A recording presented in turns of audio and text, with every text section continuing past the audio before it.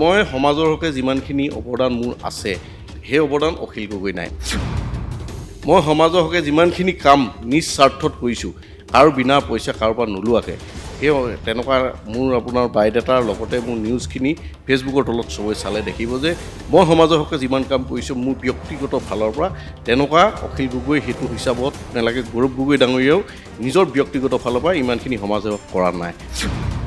চৰকাৰৰ যিবিলাক ৰাস্তা এতিয়া আপোনাৰ ৰেলৱে, সেই ৰাস্তাটো বনাওঁতেও মোক বহুত বাধা আহিছিল। সেই ৰাস্তাটো মই ৰাইজক বনাই দিছোঁ। মই চিলেঞ্জত মই জেল খালে খাম, ৰাইজৰ প্ৰব্লেম হৈছে মই দিছোঁ। নেকি অখিল গগৈ নেতৃত্বত যি ধৰণে আন্দোলন কৰিছিলে সেই আন্দোলনবিলাক পাহৰি তেওঁ নিজৰ এতিয়া যেতিয়া নেকি বিধানসভালৈ গ'ল, বিধানসভাটো দেখিছে। বিধানসভাত গৈ তেওঁ যিটো পৰিস্থিতি, এখন বিধানসভাত আমাৰ শিৱসাগৰ উন্নয়নৰ স্বাৰ্থত কথা পাতিব লাগে, তেওঁ গৈ বিধানসভাত শিৱসাগৰ উন্নয়নৰ কথা সমষ্টিৰ কথা চিন্তা নকৰে, ৰাইজৰ কথা তেওঁ চিন্তা কৰি ধুবুৰী মিয়াসকলক ল'ব লাগে, বাংলাদেশী মানুহখিনিক আনিব লাগে। তেওঁ নিজকে মানে অসমত ভাবিছে নিজকে বহুত ডাঙৰ এজন ব্যক্তি। তেওঁ নিজকে যেতিয়া গৌৰৱ কৰিছিলে যে মই ষ্টাৰ কেম্পেইনাৰ, চুকুৰালীও বহুতত কৈছিলে। আজিকালি TRPৰ কাৰণে নিউজে তেওঁ পিছা নাই। যেনেকৈ চুকুৰালী যদি আজি গুৱাহাটীতে কোনোবা দেখে, তেওঁ কোনোবা মানুহে চবেই TRPৰ কাৰণে নিউজবিলাক আহে। ঠিক তেনেধৰণে অখিল গগৈও TRPৰ কাৰণে এই নিউজবিলাক আল বাল যি বেয়া শব্দ ব্যৱহাৰ কৰিছে, আমাৰ মুখৰ পৰা সেইবোৰ শুভা নাপায়। সমাগত 2026 চনৰ বিধানসভা নিৰ্বাচন। এতিয়া বিধানসভা নিৰ্বাচনক লৈ প্ৰত্যেকজন নেতা নিজক লৈ ব্যস্ত হৈছে। সমষ্টিবাসীক লৈ তেখেতলোকে নিজা নিজা পৰিকল্পনা কৰিছে আৰু তেখেতলোক যুদ্ধত অৱতীৰ্ণ হ'বৰ কাৰণে সকলোৱে ৰেডি হৈছে। এই মুহূৰ্তত আমি শিৱসাগৰ জিলাৰ অন্যতম এগৰাকী উদীয়মান যুৱ নেতা লাচিত গগৈৰ সৈতে আমি উপস্থিত আছোঁ। এইবাৰ যিহেতু 26ৰ এই নিৰ্বাচনত অখিল গগৈৰ বিৰুদ্ধে যুঁজ দিবলৈ তেখেত বিজেপি দলৰ হৈ আচলতে বিজেপিৰ প্ৰাৰ্থিত্ব বিচাৰি তেখেতে ইতিমধ্যে আবেদন দাখিল কৰিছে আৰু অখিল গগৈৰ বিৰুদ্ধে যুঁজিবৰ কাৰণে সাজু হৈছে সেইগৰাকী লাচিত গগৈ। আমি লাচিত গগৈৰ সৈতে কিছু বাৰ্তালাপ কৰিবৰ কাৰণে তেখেতৰ কাৰ্যালয়ত আহি উপস্থিত হৈছোঁ। গতিকে দাদা, আমি আপোনাক স্বাগতম জনাইছোঁ। নমস্কাৰ। প্ৰথমতে আমি জানিবৰ কাৰণে বিচাৰিম, যিহেতু শিৱসাগৰক লৈ অখিল গগৈ আৰু যিহেতু আপুনিও এইবাৰ অখিল গগৈৰ বিৰুদ্ধে যুঁজ দিবৰ কাৰণে ইতিমধ্যে আপুনি সাজু হৈছে, আপুনি ব্যক্তিগতভাৱে বা সামূহিকভাৱে সাজু হৈছে, কেনেকুৱা পৰিকল্পনা কেনেকুৱা? বিশেষকৈ পৰিকল্পনা বুলিবলৈ তেনেকুৱা একো নাই। বিশেষ যি সূত্ৰে অখিল গগৈক আমাৰ বিশেষকৈ শিৱসাগৰ ৰাইজে আৱেগভূত যেতিয়া নেকি জেলত আছিলে, আমাৰ শিৱসাগৰখন উন্নতিৰ স্বাৰ্থত সকলো ৰাইজে মিলি তেওঁক জিকাই বিধানসভালৈ পঠাইছিলে। জিকোৱাৰ পাছত তেওঁ শিৱসাগৰ সমষ্টিটোৰ কথা চিন্তা নকৰি তেওঁতো এতিয়া দেখিছে অসমৰ বিভিন্ন প্ৰান্তত অকল বাংলাদেশী মিয়াসকলৰ পক্ষত থাকি তেওঁলোকৰ মাত মাতে। শিৱসাগৰখনৰ কি অৱস্থা হৈ আছে সেইটো তেওঁ চিন্তা কৰা নাই।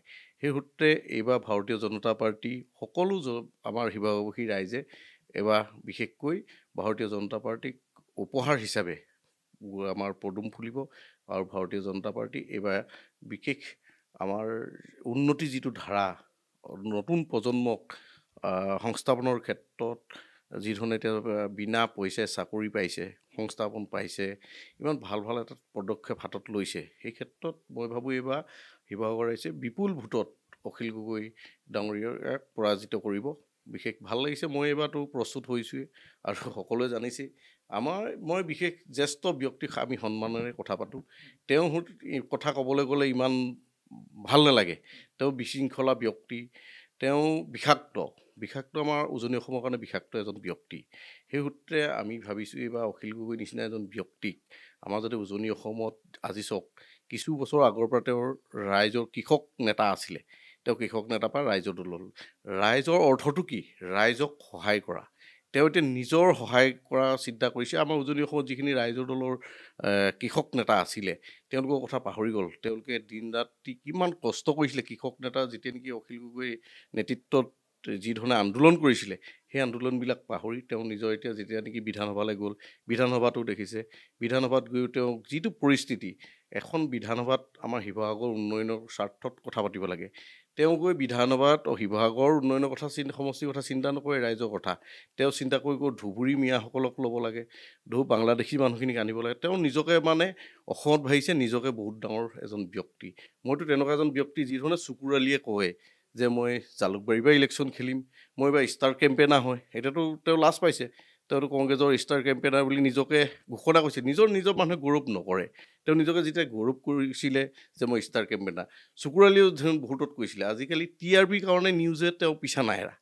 যেনেকৈ চকুৰালী আপুনি যদি আজি গুৱাহাটীতে কোনোবা দেখে, তেওঁ কোনোবা মানুহে চবেই TRPৰ কাৰণে নিউজবিলাক আহে। ঠিক তেনেধৰণে অখিল গগৈও TRPৰ কাৰণে এই নিউজবিলাক আল বাল যি বেয়া শব্দ ব্যৱহাৰ কৰিছে, আমাৰ মুখৰ পৰা সেইবোৰ শোভা নাপায়।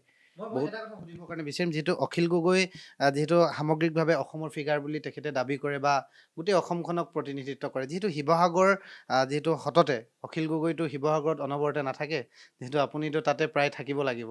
এতিয়া অখিল গগৈৰ বিৰুদ্ধে আপোনালোকে যুঁজ দিব লাগিব। আৰু এটা অভিযোগ আছে যে অসমৰ প্ৰেক্ষাপটত এটা বস্তু চৰ্চা হয়, BJP উপযুক্ত প্ৰাৰ্থীক অখিল গগৈৰ লগত যুদ্ধ কৰিবৰ কাৰণে যদি উপযুক্ত প্ৰাৰ্থী নহয়, তেতিয়াহ'লে অখিল গগৈ ওলাই যায়। এইবাৰ আপুনি নিজকে সেই অখিল গগৈৰ লগত যুদ্ধ কৰিবৰ কাৰণে আপুনি উপযোগী কৰি ৰাখিব পাৰিছেনে? তো তেওঁতকৈ মই বহুতো ৰাইজৰ কাম কৰিছোঁ। মই যেতিয়া নেকি মই ক'ভিডৰ আগৰ দিনৰ পৰাই সকলোৱে জানে, মই যদি আজি প্ৰায় মই 1 লাখ 1.5 লাখ 2 লাখ টকা যিমান পইচা আহে, তাতকৈ মই সৰহসংখ্যক ৰাইজক দিওঁ। বহুতে কয় ই ৰাইজক দি মানুহটো খালী হৈ যায়, কিন্তু ভগৱানৰ আশীৰ্বাদত মই মোৰ লগত তেওঁ ফেৰ মাৰিব নোৱাৰে। 1 নম্বৰতে তেওঁ বয়স আৰু মোৰ বয়সৰ লগত, আৰু লগতে সমাজৰ কাম কৰাৰ লগত। মই ক'ভিডৰ সময়ত সাপে খেতিকে ধৰি, চৰাইদেউকে ধৰি, আমগুৰিকে বিভিন্ন প্ৰান্তৰ মানুহক মই গুৱাহাটীৰ পৰা গৈ পাছ উলিয়াই ৰাইজক সহায় কৰিছিলোঁ। মই ইচ্ছা কৰিলে চুপচাপ পইচাকেইটা লৈ বহি থাকিব পাৰিলোঁহেঁতেন। মই যেতিয়া ভাবিছিলোঁ মানুহখিনি বিপদত পৰিছে, ঠিক তেতিয়াৰ পৰাই মই আমগুৰি, আমাৰ চৰাইদেউ, সাপেখাতি বহুত নিউজ হৈছে, বহুত ডাঙৰ নিউজ। মই সমাজৰ হকে যিমানখিনি অৱদান মোৰ আছে, সেই অৱদান অখিল গগৈ নাই। 1 নম্বৰ কথা, মই সমাজৰ হকে যিমানখিনি কাম নিজ স্বাৰ্থত কৰিছোঁ, কাৰো বিনা পইচা কাৰোৰ পৰা নোলোৱাকৈ, সেই তেনেকুৱা মোৰ আপোনাৰ বায়'ডাটাৰ লগতে মোৰ নিউজখিনি ফেচবুকৰ তলত চবে চালে দেখিব যে মই সমাজৰ হকে যিমান কাম কৰিছোঁ মোৰ ব্যক্তিগত ফালৰ পৰা, তেনেকুৱা অখিল গগৈ সেইটো হিচাপত নালাগে। গৌৰৱ গগৈ ডাঙৰীয়াও নিজৰ ব্যক্তিগত ফালৰ পৰা ইমানখিনি সমাজৰ হকে কৰা নাই। সমাজৰ হকে মই কাম কৰি ভাল পাওঁ। সমাজৰ হকে বহুতো ৰাস্তা ঘাট আপোনাৰ চৰকাৰৰ দিনৰ, আমাৰ চৰকাৰৰ যিবিলাক ৰাস্তা, এতিয়া আপোনাৰ ৰেলৱে, সেই ৰাস্তাটো বনাওঁতেও মোক বহুতো বাধা আহিছিল। সেই ৰাস্তাটো মই ৰাইজক বনাই দিছোঁ। মই চিলেঞ্জত মই জেল খালে খাম, ৰাইজৰ প্ৰব্লেম হৈছে মই দিছোঁ। আপোনাৰ কিছু বছৰ আগতে যেতিয়া নেকি আমাৰ বাল্য বিবাহত প্ৰায় ল'ৰাবিলাকক কম মানে বয়সত বিয়াৰ পতাৰ কাৰণে ধৰি ধৰক জেলত দিছিলে। জেল হাজতত দিয়া সময়তো সেইবিলাকত থাকিবলৈ তেতিয়া কাপোৰ নাছিলে গাত ল'বলৈ। মোক যেতিয়া নেকি জেলাৰে ফোন কৰিছিলে, সেই সময়তো মই জেলাৰক মানুহখিনি কষ্ট পাব বুলি মই গোটেই সম্পূৰ্ণ আপোনাৰ 200-250খন কম্বল, যিখিনি সামগ্ৰী দৰকাৰ মই লগালগ দিছোঁ। মই ধাৰ কৰি হ'লেও মানুহক সহায় কৰিছোঁ। সেইটো বুলি বহুতখিনি উদাহৰণ আছে। মই ক'ভিড বুলি কথা নহয়, যিকোনো অনুষ্ঠান, যিমান এতিয়া অনুষ্ঠান শিৱসাগৰ, উজনি অসমৰ বিভিন্ন প্ৰান্তত অনুষ্ঠানবিলাক হয়, অনুষ্ঠানবিলাকক মোক মাতে বিশিষ্ট অতিথি হিচাপে, উদ্বোধক হিচাপে। মই সকলো লগত সহযোগ কৰোঁ। আৰু বিশেষকৈ সেই অনুষ্ঠানবিলাকত মই প্ৰত্যেক অনুষ্ঠানতে মোৰ এটা মানে আদৰ্শ আছে, সেইটো মোৰ ব্যক্তিগত আদৰ্শ। জ্যেষ্ঠ ব্যক্তিক সন্মান দিওঁ। শিৱসাগৰতো মই 1000জনমান ব্যক্তিক সন্মান দিছোঁ। বিহু পাতিছোঁ, বিহুত মই জ্যেষ্ঠ ব্যক্তিক প্ৰথমতে সন্মান সম্বৰ্ধনা দিওঁ, তাৰ পাছতহে মই বিহুখন উদ্বোধন কৰোঁ। আমি নতুন প্ৰজন্মক আদৰ্শৰে শিৱসাগৰখন উন্নতি দিশত লৈ যাবলৈ চিন্তা কৰিছোঁ। শিৱসাগৰখন ঐতিহ্যমণ্ডিত ৰাজধানী, আমাৰ আহোমৰ বুলি ক'লে নহয়, অসমীয়াৰ গোটেই। আজিকালিতো এটা আহোম বুলিলে নহয়, আহোম অৰ্থটো হৈছে সকলো জনজাতিক এক কৰাৰ প্ৰয়াস। মোৰ তেনেকুৱা এজন ব্যক্তি, যি নেকি মই চিন্তা কৰিছোঁ যে মই কোনো দল সংগঠনৰ পৰা অহা ব্যক্তি নহয়, মই একেবাৰে জিৰ'ৰ পৰা অহা ব্যক্তি। মই দুখীয়া শ্ৰেণীৰ মানুহ, সাধাৰণ মানুহক বুজি পাওঁ। যিজন মানুহে কথা পাতিলে মই যিমানখিনি পাৰোঁ সহায় কৰোঁ কিছু ক্ষেত্ৰত। কিন্তু এনেকুৱা ধৰণৰ কথা নহয় যে আমি শিৱসাগৰখন আজি পৰ্যটন বিভাগ চাওক, আজি বাহিৰৰ পৰা মানুহ আহিলে থাকিব নোৱাৰে। এইখিনি কাৰ কাৰণে হৈছে? চব যদি আজি বিধায়কজনে অংক মাষ্টৰ হৈ যায়, কিবা কাম এটা আহিলে পাৰ্চেণ্টেজ বেছি লয়। আজি আমাৰ ইয়াৰ পৰা যদি মুখ্যমন্ত্ৰী ডাঙৰীয়া যায়, তেওঁ নিজৰ কথা চিন্তা কৰে, ৰাইজৰ কথা চিন্তা নকৰে। আজি পীযুষ দা গ'লেও ৰাইজৰ কথা তেওঁ চিন্তা নকৰে, নিজৰ কথা চিন্তা কৰে। মোক এইটো কাম দিয়ক না, মোৰ পাৰ্চেণ্টেজত তেওঁ মানে বেলেগক দিব বিচাৰে। তেনেকুৱা এজন ব্যক্তি আজি আমাৰ শিৱসাগৰবাসীয়ে এইবাৰ তেওঁক কোনো ব্যক্তিয়ে, জ্ঞানী ব্যক্তি মানুহে কোনো তাকে ভোট তেওঁক নিদিয়ে। আৰু তেওঁ যিমান বিশৃংখলা কৰে, আমাৰ হুলস্থুল কৰি নিজৰ শিৱসাগৰখন মানে নিজকে লাজ লাগে যে আমাৰ শিৱসাগৰ বিধায়ক অখিল গগৈ। অখিল শব্দ অৰ্থটোৱে আজিকালি নিজকে ল'বলৈ বেয়া লগা হ'ল। মই এতিয়া গোটেই প্ৰেক্ষাপটটো দেখা যায় যে বিগত দিনবিলাকত অখিল গগৈ যুদ্ধ কৰিবৰ কাৰণে যিগৰাকী প্ৰাৰ্থী দিলে বিজেপিয়ে সেইগৰাকী দুৰ্বল বুলি কয়। এইবাৰ নিশ্চয় আপুনি পাব বা আপুনি ইতিমধ্যে আবেদন কৰিছে। এতিয়া এই গোটেই বিষয়বিলাক যিহেতু অখিল গগৈক লৈ আচলতে সমগ্ৰ অসমতে চৰ্চাটো হৈ থাকে, অখিল গগৈ বহুত কাম কৰিছে বুলিও আচলতে ক'ব বিচাৰে বা কয়, যিহেতু তাত আপোনালোক স্থানীয়। এতিয়া অখিল গগৈক ৰুধিবৰ কাৰণে আপোনালোকে কি পইণ্ট, এনেকুৱা কি পইণ্টত অখিল গগৈৰ বিৰুদ্ধে আচলতে আপোনালোকে সবল যুঁজ দিব পাৰিব? অখিলৰ কৈছোঁৱে যে কিছু সময় আগতো কৈছোঁ, তেওঁ বিধানসভাত গৈ আমাৰ শিৱসাগৰৰ উন্নতিৰ কথা কোনো সাধাৰণ ৰাইজৰ কথা চিন্তা নকৰিলে। এক নম্বৰ কথা, ৰুধিবৰ কাৰণে কোনো কথা নহয়। মইতো সমাজৰ হকে কাম কৰি আছোঁ, শিৱসাগৰৰ বিভিন্ন প্ৰান্তৰ মানুহক আমি সহায় কৰিছোঁ, কোনো স্বাৰ্থত নাছিলে, নিজ স্বাৰ্থত কৰিছোঁ। দিখৌমুখতো বানপানী হওঁতে কৰিছোঁ, আমাৰ মুখ্যমন্ত্ৰীৰ নামতো মই 3.5 কিলোমিটাৰ ৰাস্তা বনাইছোঁ। বিভিন্ন আপোনাৰ ক'বলৈ গ'লে কোনো হেৰি নাথাকে, বহুতো ৰাজহুৱা অনুষ্ঠানত মই জড়িত, কি ধৰণে সহায় কৰিব পাৰোঁ বহুত কাম কৰিছোঁ। সেই কাম মোৰ যিখন বায়'ডাটা, মোৰ নিচিনা বায়'ডাটা আপোনাৰ কোনো ব্যক্তিৰ ওচৰত হোৱাটো মানে উজনি অসমৰ কোনো প্ৰাৰ্থীৰ ওচৰত এনেকুৱা এটা বায়'ডাটা নাই যে নিজ স্বাৰ্থ মানে মই ৰাইজৰ সেৱা কৰা।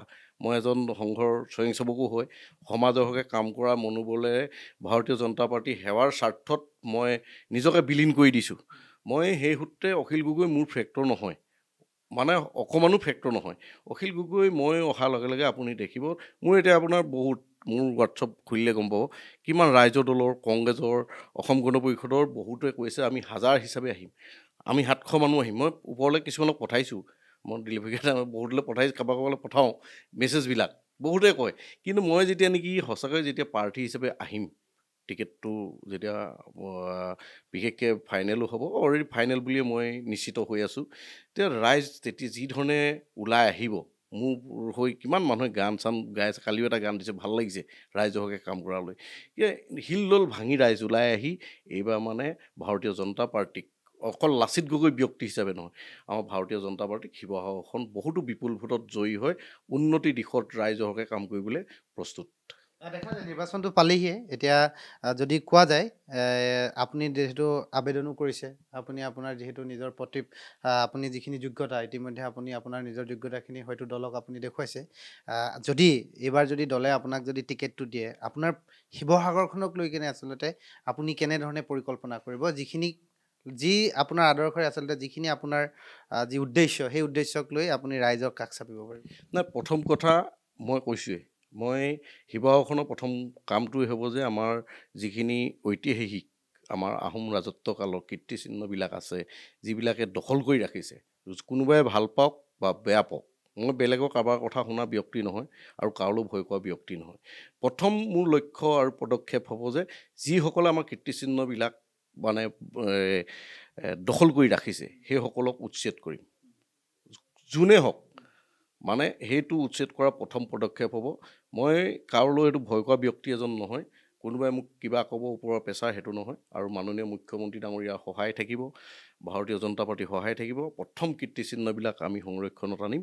বিশেষকৈ আমাৰ যিবিলাক থাকিবলৈ থকাৰ শিৱসাগৰত অতিথিশালাবিলাক মানে ভাল নাই। অতিথি বাহিৰৰ পৰা আহিলে নিজকে ভাল নালাগে, লাজ লাগে। আজি পুখুৰী পাৰতো যিটো অতিথিশালা আছে, দেখিলেই মানুহ তাত নাযায়। সাধাৰণ ঘৰ এখনতো তেনেকুৱা নাথাকে অতিথিশালা। সেই ঠিক তেনেধৰণে মই ভাবোঁ যে এইবাৰ ইয়াত এটা বিশেষ বৃহৎ এটা অতিথিশালা হওক। সেই অতিথিশালাত বাহিৰৰ পৰা আহি লোকসকলে যাতে আমাৰ কিমানকেইটা জয়সাগৰ পুখুৰী আছে, লক্ষীসাগৰ পুখুৰী আছে, কিমান দৌল আছে, এইবিলাক সৌন্দৰ্য প্ৰয়োজন আমাৰ বিশ্বত নহ'ব।